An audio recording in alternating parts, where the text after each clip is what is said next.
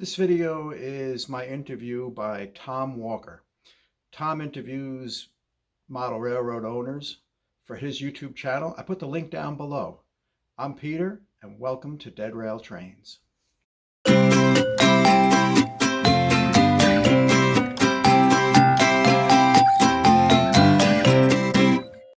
right, I'm here with Peter Canning. How you doing, Pete? Good. And we're going to be interviewing Peter on his layout up here in Hyde Park. Now, you're a member of The Hudson Valley Railroad Society, and that's where we met Tom, and we recruited him. Yeah, they recruited me. Very fast. Yes, yeah, here's your application. Don't go out the door without signing it. Is that the only club you're a member of? Yeah, I was a member of the Trainmasters of Babylon when I was on Long Island. Okay. But obviously had to leave them. All right. And then the only other thing I'm in is I do volunteer work with the Coast Guard. Oh, okay. Were you a Coast Guard? No, Oh. just a volunteer. No, that's not bad. Now, what scale do you model in? I've always done O gauge. I've built one HO layout, and that was just to run with slot cars. Okay. So, I mean, you don't have a HO layout here. No, that's... And you said it was dead rail trains, so just explain that a little bit. So it's Yeah, dead rail is... there's no power going to the rails whatsoever. Right? Right, it's becoming more and more popular. It's more popular with the G gauge outdoor people. Right. And what you do is you just battery operate the trains. Okay. And have some kind of remote control system. Usually it's a radio system for the trains. Right. And I decided to do that because my last layout was outdoors, and it's not really practical to power the track outdoors. I myself, I was thinking about putting maybe a small track outdoors in my place, but I live in a trailer park, so I don't know how my neighbor's going to like it. They'll But love it. It's an over 55 community, so half of them can't even walk over to my house. So I Yeah, don't care. no, they'll love it. Everybody likes trains. When did you start railroading? I was born into a house that had a O-gauge train set up. What was your dad's or? No, my older brother is 4 years older than me. I never remember my dad building it, but it was there. Oh, wow. So I always had trains. I never remember buying trains as a kid. So it was your brother that kind of inspired you to do it, or just being around it? Just being around it. There was a train set in the basement that I just always remember being there. Yeah. Now, so when you did that, that's back when you had the what they call it, the tin covered rails. Yeah, it was Lionel tin plate track. Tin. It was steel track, tin plated, same as the. They don't. Lionel doesn't make it anymore. Menards does. Menards. Okay. Yeah. Because I was talking to John Knoll. I don't know if you watched his interview, but he remembers when his grandfather actually took tin cans and cut it and made the rails. Is that right? Yeah, it's pretty cool. I thought that was the neatest thing when I heard about something like that. Wow. Because I know there's some people out there that'll actually take HO track and they'll space it and put the ties on. Yes, yes. I think those are people that need a hobby. Myself. Yes. Now, do you model in any certain line, like Burlington Northern, Union Pacific? No. What I usually do is just, as far as buying trains and rolling stock, I just like to get things that I can relate to. Mm-hmm. So you'll see I have, like, from museums and food and, just things we can relate to. To me, they're just toys. You'll see that I'm not really into prototyping model, railroads. It's me, it's more toys. And so there's no certain era that your layout's in. It's just there. Nope. That's not bad. Now, do you have a favorite engine or a car or something, like maybe you have an engine when you were a kid that you still have? Or? I still have the steam engine that I had when I was a kid. Yeah. I have. But it won't work on these rails. Oh yeah. Yeah. You transferred it over to. Yeah, that's now battery powered, radio controlled. I'm sure some people would cringe at that, but it's not a museum or a really collectible piece. I'll show it to you. I also have my father's trains. Those are pre-war. Oh, wow. And I have, obviously, my trains, and then my kids' trains when they were little. We were buying trains because we had a layout in the basement. And then trains that I've been buying recently. So we run everywhere from the 20s to present day. So, like when you go to a train show and you see an O-gauge engine, you have to actually gut it to convert it over to battery power? Depends on the engine. By far, and I did make a video for it, by far the easiest engines to convert are the Lion Chief.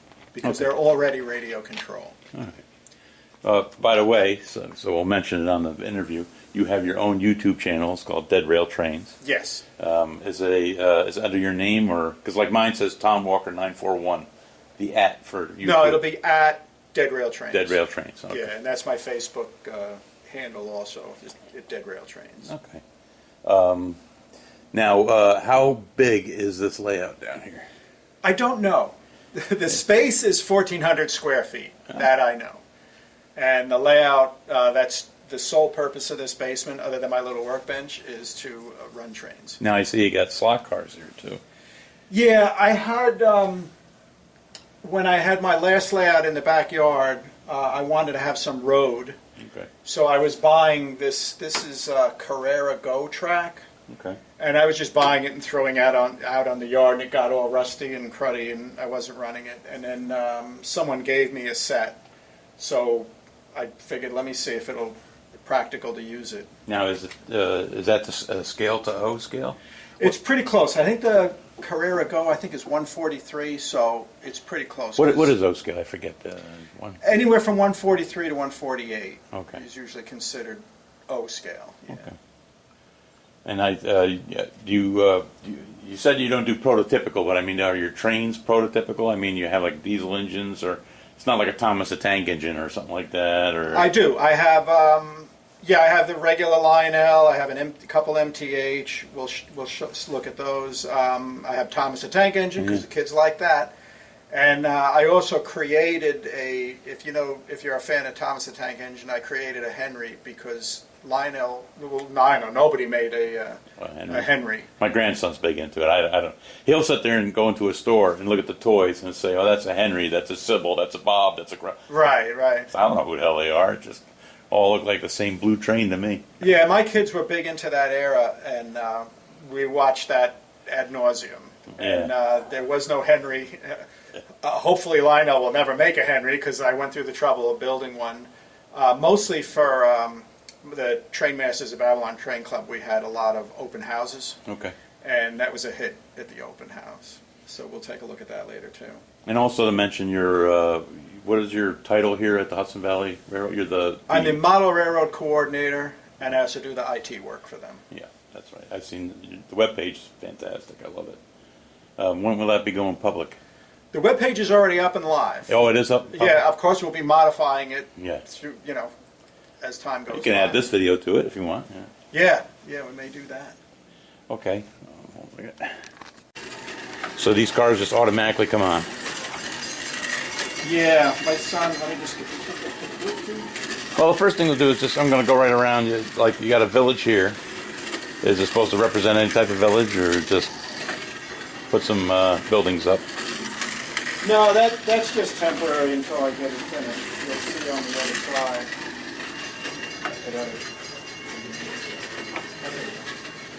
And you got a big beer mug here.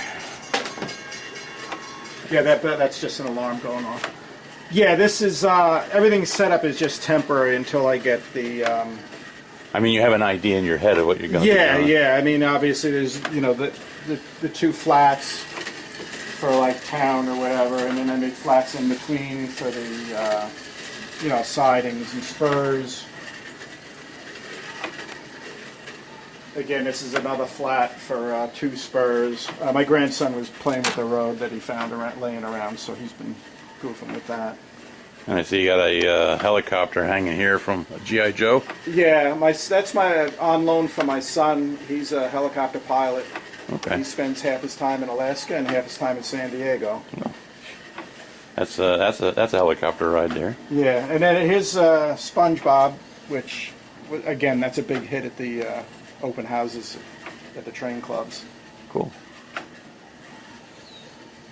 That actually was on eBay. Turns out I was the only one that bid on it. So. And then over here we got we got Godzilla sitting up here. Yeah, this will be my mountain. That's really cool. So we'll have a tunnel going through a mountain here. I see a scout camp trading post. Were you a scout? Yeah, I'm an Eagle Scout, Okay. and both my sons are Eagle Scouts. So we do, like I said, we put things here that we can kind of relate to or connect with.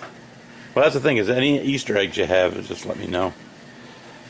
Because that way I can And I see you got the track lights hooked up here. Yeah, we got some lights hooked up. They don't operate prototypically yet. I may do that with occupancy detection. I did that that was one of my projects at Train Masters of Babylon. And then this is your fiddle yard, I assume. Yeah, one of my goals when I built this layout was to have all my rolling stock out on the layout, so I didn't have to go to closets and cabinets. Yeah, my room is small at home, so I got everything in boxes. Yeah, so I was trying to avoid that. I did pretty good. I have a few more trains than I have space for, but we did okay. That is pretty cool. And coming down here, you got some figures hanging out. Yeah, those are from the old house. Lara Croft is one of them I can recognize. Yeah, we're fans of... Duke Nukem. Yeah. I remember Duke Nukem. Fans of video games. Yeah. So that's something else my family did. The other ones I don't know. Just want to get a nice shot of the yard here. You got a lot of room down here.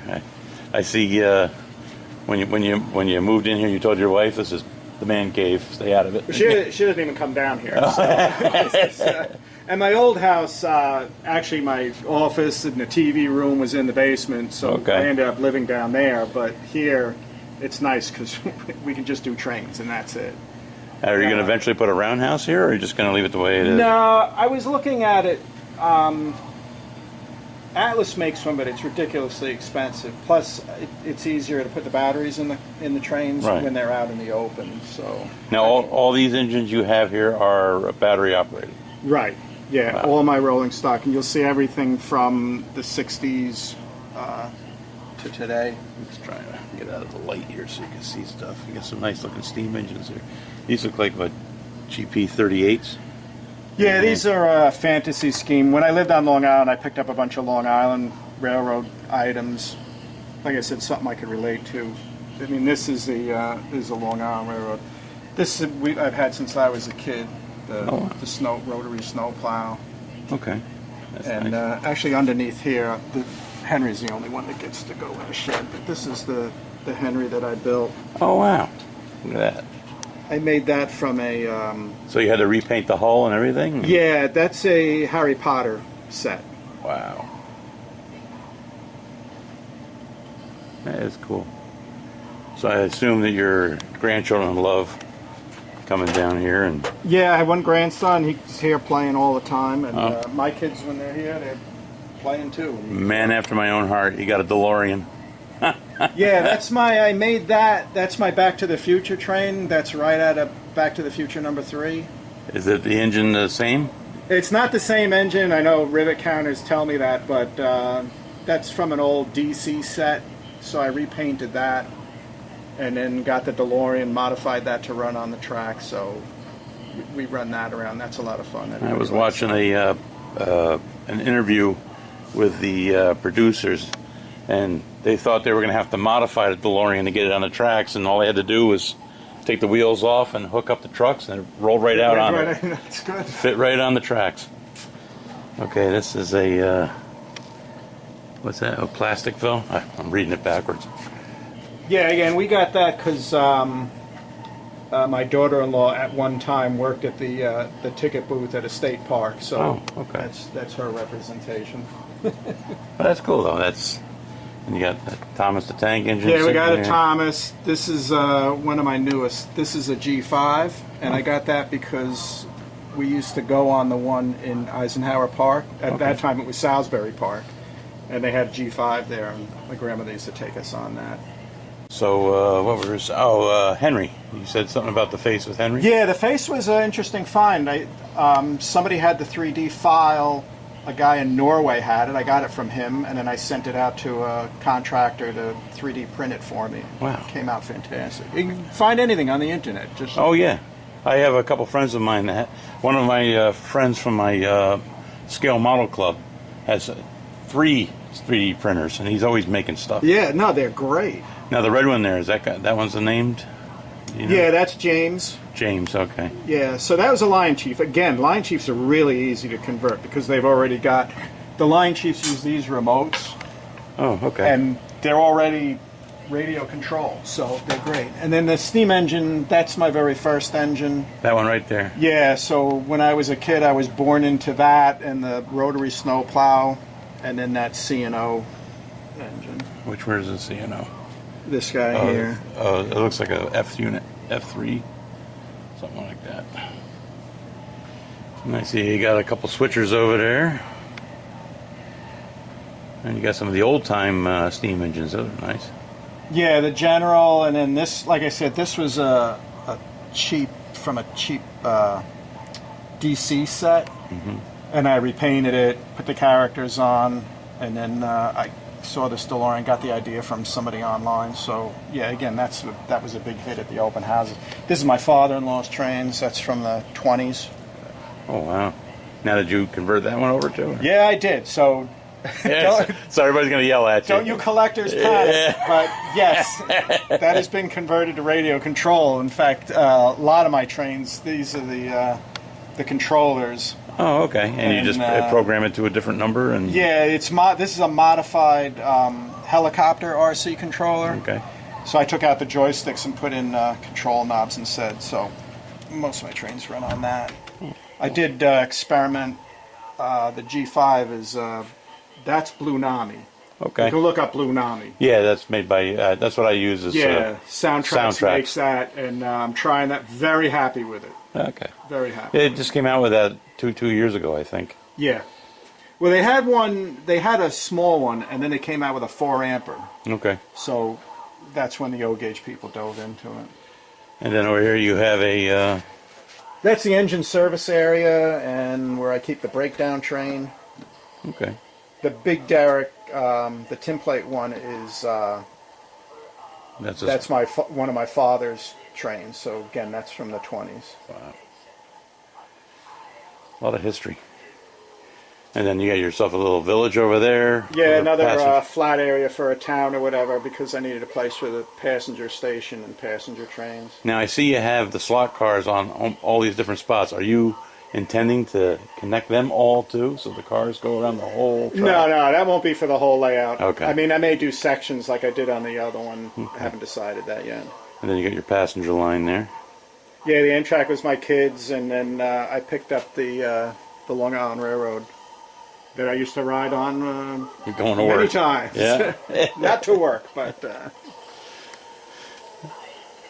And then something's talking over here. Yeah, this is going to be the water feature. Okay. And turns out I like the Lemax stuff. It's fun, and that's we'll see it from the other side. That's the Isle of Doom from the Lemax collection. It had pirates. Can't resist pirates. So. And then you get the tracks going around the... Yeah, the horseshoe curve down on the end. That is sharp. The Thunderbirds? Yes, it is. The Thunderbirds, yep. Good for you. I remember that. Thunderbird 1, 2, and 3. That's right. I really enjoyed that show. Even the marionettes are like... a whole bunch. Yeah, a whole bunch. And then over here, you're gonna make a snow village. I see it's all white. No, this is where we're headed for the to fill in. Yeah, it looks like snow now. It'll be painted brown as a base. But what I've been doing is starting with just metal lath I get from Home Depot. Oh yeah, I was noticing. You'll see it. Yeah, you'll see it over there. That's the first step. Second step, I'll turn this off so noise. The second step is paper mache. I cover it with paper mache. And then the third step is plaster. This is Structolite. They sell it at Home Depot. It's super cheap. It's a little rough, but like I said, it is cheap and easy to work with. And it looks like ground. It looks like ground cover. Yeah, so it'll get painted brown, and then we go at it with the... I'll get my friends over, and we'll start... Tom will come over and start building trees and put the ground foam out. And yeah, you mean me, Tom? Yes. If you looked at my layout, that's one thing I always put is 1,000 trees. I always say to everybody, "Why do you buy so many trees?" So when you drive down the road, what do you see? Yeah, trees. Oh, there's trees everywhere. So and then like I said, we try to get things to relate to. We love pizza. We love Dairy Queen. Fantastic. And then what you said, this was going to be the water area? Yeah, this will be the water feature. So this is the low spot where the water go under the bridge. And yeah, the Isle of Doom, which is animated and noisy and a lot of fun. And then we also always had SpongeBob in the water feature. Oh yeah. My last layout, the water feature was actually a pond. A real pond. Yeah, because so it was outside. with fish in it and Okay. stuff on the bottom. This, I guess, you're going to be just not going to put real water in here. You're going to. No, we'll do the cheap way and just paint over this in epoxy and make it something. And this is a Lego. Yeah, Lego ship. Yeah, that's one of the. I don't remember who the manufacturer is. A Lego type of ship that my kids had, so that ended up here. Then we're back over here to the village, and your passengers. And this is out the. Is this Metro North? It says on here. Yeah, that's Metro North Long Island Railroad. Yeah. So you worked in the city, I guess, when you lived in. No, I took the train in. I mean, if you live on Long Island, you'd use that train all the time. But I did not have to commute on it. Thank goodness.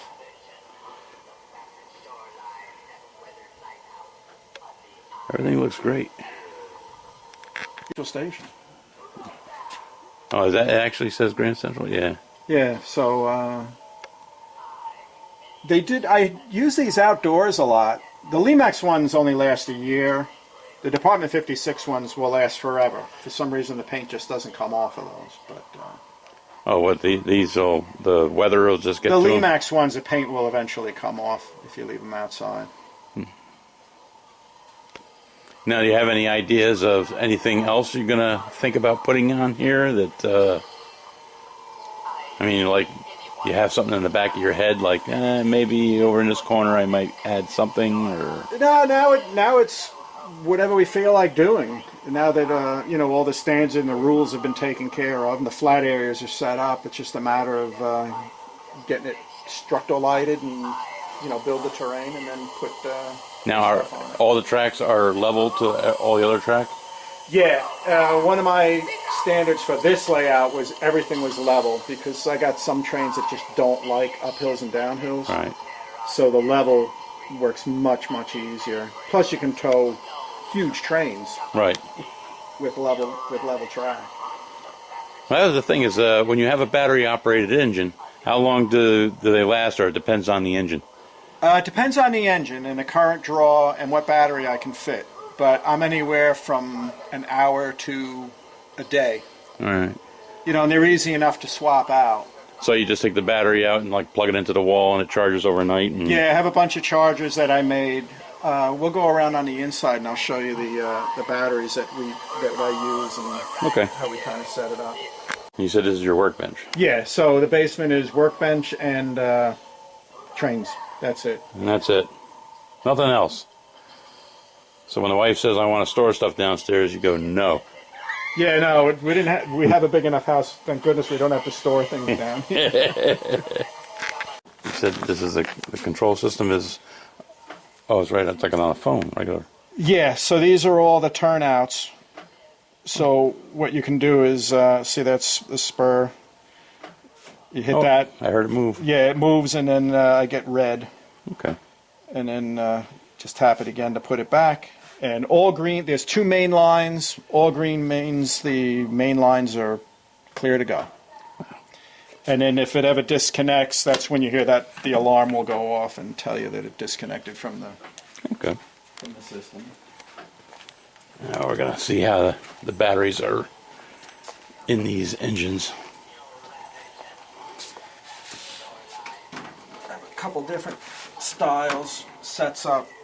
The batteries are all 12 volts. I run everything on 12 volts. So these are the lithium batteries. These are the same batteries that Tesla uses in his cars. Just lots of them. Yeah. So I make these battery packs. These don't catch on fire in the middle of the track, right? No, in fact, yeah, you don't want to goof around with these things. I do use battery management circuits with them, which prevent overcurrent draw, overcharging draw. Is that like a GFI for batteries, basically? Yeah, it's a complete system. So I can charge with these. It'll control the charging. It'll charge each individual cell appropriately. You can't is not the kind of battery you just buy and, Right. and goof around with. You have to set up a system like that. And what I usually do is, steam engines, usually the tenders are big enough to add all the circuitry, and then these batteries can fit in, just plug them in and then fit them in there. So when you when the trains are sitting on the track, they don't have batteries in them. You put them in before. No, you I go take out. the batteries out. It was just easier to do outdoors. I have seen guys where they leave the batteries in permanently, and when the train's parked in a particular spot, it will charge off the track. Oh. Other guys I've seen where they plug in, but being that I was running them outdoors, it was just easier to swap the battery out. Well, all this track that you have on here, you said some of it you used outdoors, so it's got the, I guess, the weather and the corrosion on them. But could you ever switch these over to power if you wanted to? It would be a lot of cleaning. Yeah. Yeah, I believe including it. all the connections. It'd be a lot of cleaning. It's funny because people ask, what did you do to weather your track? And I just tell them I used weather. weather. Yeah, I used weather. Exactly. Yeah. Now, do you do any operations by yourself down here, or? We do. My sons are interested in that. My younger son, he goes nuts. He's down here building trains. He saw John Oliver and decided to build a bomb train, so he built a bomb train, and he was really active. Wow. It is set up to do operations. We have 2 main lines. Each of them has at least 2 spurs, and then usually we start off the engines here at the round table. Okay. And we take an engine, we run it over there, and we pick up a train, and off you go. I mean, I do have a couple of accessories. We got the log loader, so you can do some log moving around. We have the ice machine, we could do that. Excuse me. And we'll add more as time goes by. It's really sharp. All right. Well, thank you so much for the interview. Now we're going to play with some trains. Yeah, let's run a train. Let's run some trains. A&W root beer. I've seen that State of Maine products car before. And you got a car full of, was it West Point silver or gold here? Yeah, I know. I don't know, I just saw that and thought it was neat. It is amazing. Now is the turntable remote control? Yeah, there's an Atlas turntable. They got a very interesting way of running their turntable, where it just runs and pauses, so you get time to turn it off. Okay, yeah, there's some HO layouts like that. Henry's does that too. And I'm telling you, you can't beat the price.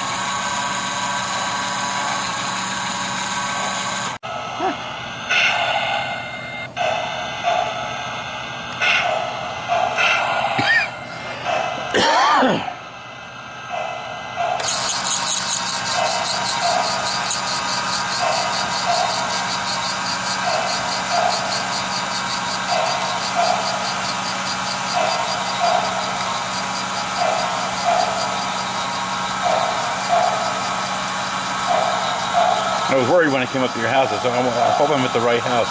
Then I saw all the railroad stuff outside. I said, yeah, I'm at the right house. Yeah. Railroad signs, and I'm just going to get the cell phone for Kenny.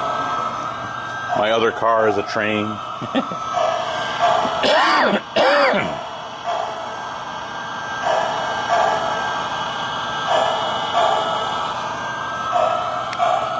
don't want to get in your way here. That's all right. So again, what we'll do is either turn out the turntable switch.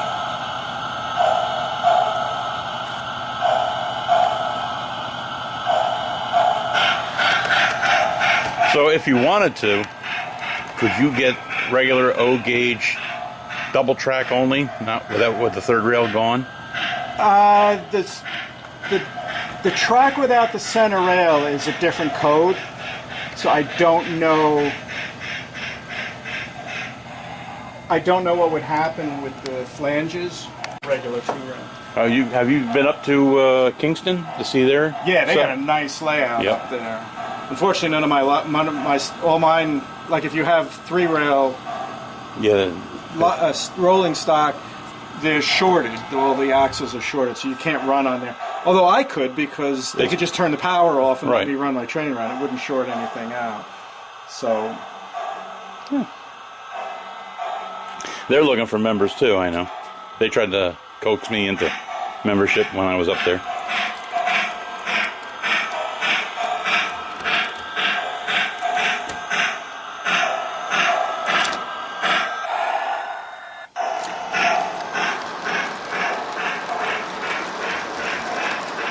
I had a neighbor that lived 2 houses down from me, and he had a big HO set up in his house, and I used to love going over there.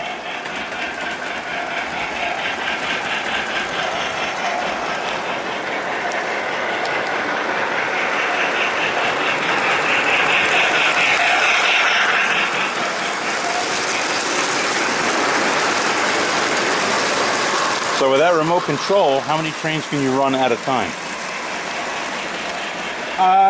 I can run all of them. You can run all of them? Yeah, some of the, like the RC controllers, some of the engines are doubled up. So, you know, one controller may run 3 or 4 trains, you know, at a time. But you can't run them all at the same time. So I would assume every once in a while you'll get 2 trains running opposite of each other so you can... Yeah, like I said, there's 2 main lines. They're point to point with these reversing loops. And what I discovered was the reversing loops, if you just don't put any controllers on the turnouts, the train just pushes them back and forth. So the next time it comes around, it'll go the opposite. It'll go the opposite way on the reversing loop.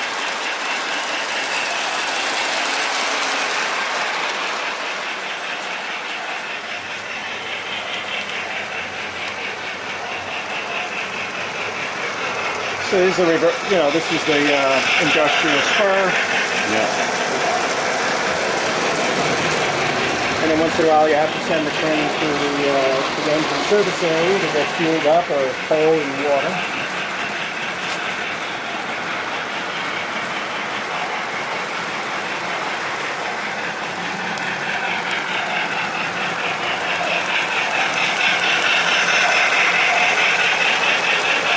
Will that go right back into the yard, or now it'll go all the way through down to the other reversing loop on the other side? Wow.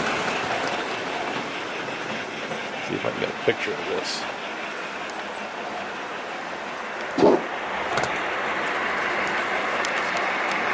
Make sure I don't derail the train myself.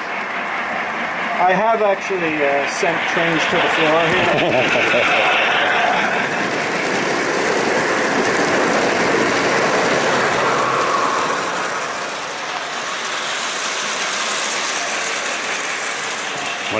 Now when it goes through the reversing loop, it'll stay on the same line. Yeah, it'll stay on the same line. And then all the reversing loops are in this area. So you can see that. Yeah. 1, 2 here, and then 1, 2 behind them. So we'll have to go all the way around that, go back around the basement. And there's the Lionel log loader. Whereabouts? Oh, right here? Right here. And that's operational. Yeah.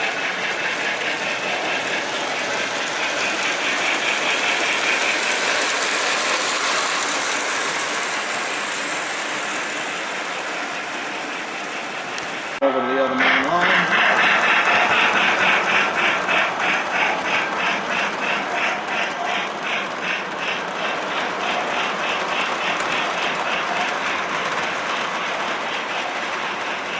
Set that back to green.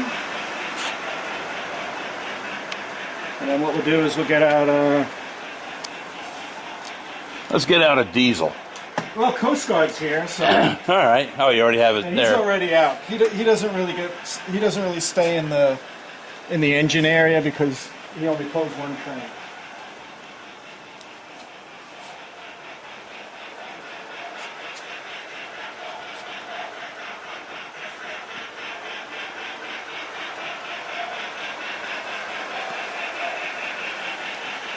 I love how he's got the airport over there. You got the airport. Yeah, being that my son's a pilot, got to have an airport. And there's normally an alien at the airport. Yeah.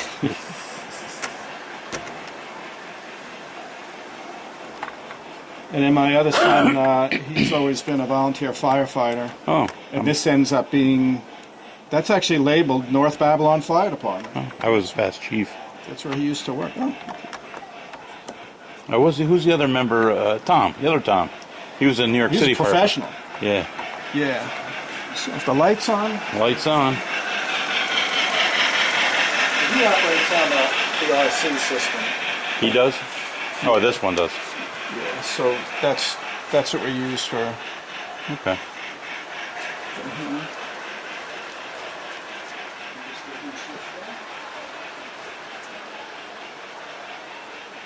So what is the longest train you've had running on here? All these cars? Yeah, it's about it. Usually I'll run like 10 cars.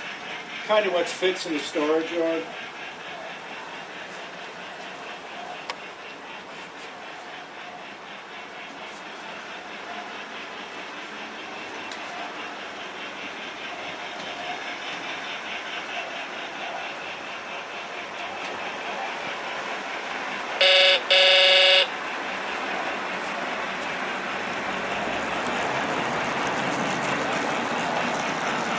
So the motors that are in these engines are the motors that like Lionel had in? Yeah. And then all I do is add the battery units and the controller. The power supply, so it's regulated at 12 volts all the time, and then the receivers for the radio.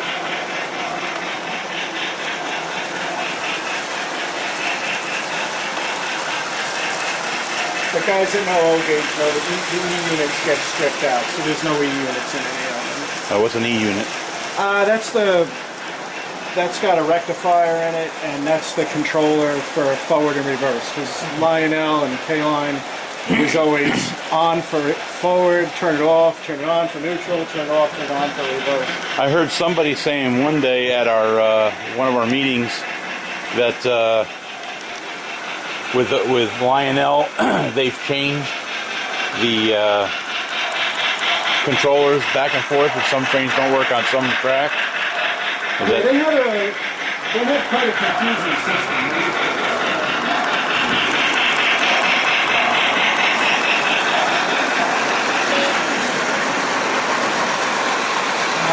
Lionel and MTH didn't want to play nice with the DCC people, so they made their own proprietary systems, and MTH won't work with Lionel, and Lionel won't work with MTH, and some Lionel won't even work with Lionel. Are those the two main brands, Lionel and MTH? They're the ones that have the control systems. Excuse me. There's other manufacturers, but they're the only two that make control systems for O gauge.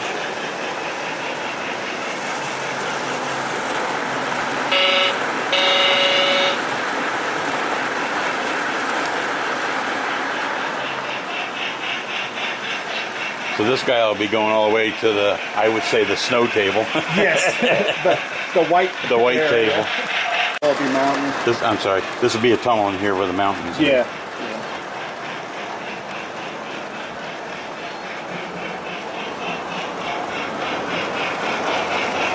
It's weird because even while I'm taking photos and video, I'm afraid I'm going to touch the rails and short something, but there's nothing to short. Yeah, there's another industrial spot over here. Again, you could do operations.